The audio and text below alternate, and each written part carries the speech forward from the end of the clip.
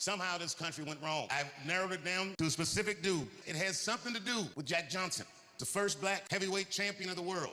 And the heavyweight championship, to this day, is the most prestigious title in sports. But in 1908, only white fighters had that distinction. But because no white fighter would give any black person the opportunity to lay their hands on them. And a guy named Tommy Burns became heavyweight champion.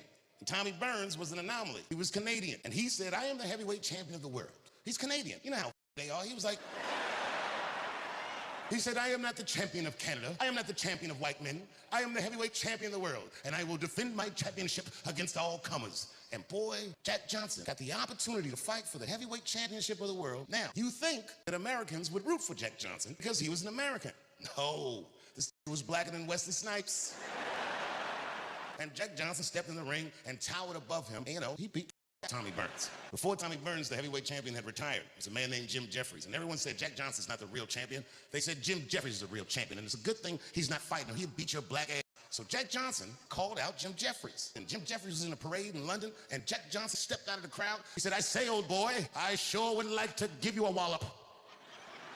And Jim Jeffries was just looking at him like, and then Jim Jeffries was in a parade in Sydney, Australia. And Jack Johnson stepped out of the crowd again. I say, old boy, I sure do want to give you the old one, too.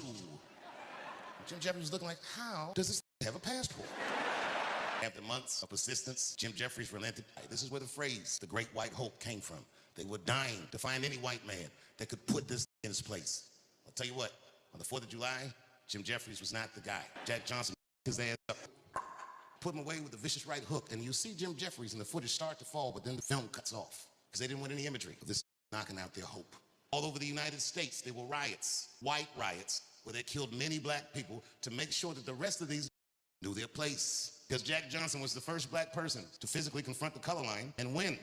And here's the punchline. He didn't just leave the arena with his life. He left the arena with his life and a white man, the audacity. Every great black fighter celebrated Jack Johnson. And they came to Jack Johnson, they said, Jack, congratulations. Can I get a title fight? And Jack Johnson, just like his white predecessor said, I don't fight black fighters. I'm in the business of beating up white guys. And one after another, they lined up with the great white hopes. Jack Johnson would vanquish them all. In fact, it took an act of Congress to stop him. Congressman named Mann from Illinois came up with an act called the Mann Act. The Mann Act is the law that says it is illegal to take a woman across state lines for the purposes of debauchery. Jack Johnson got tried, prosecuted, convicted of the Mann Act, fled the country, was on the run for years, and it ruined his life. Before he died, this is one of my favorite quotes that any American ever said. He said, I risk everything for my pleasure.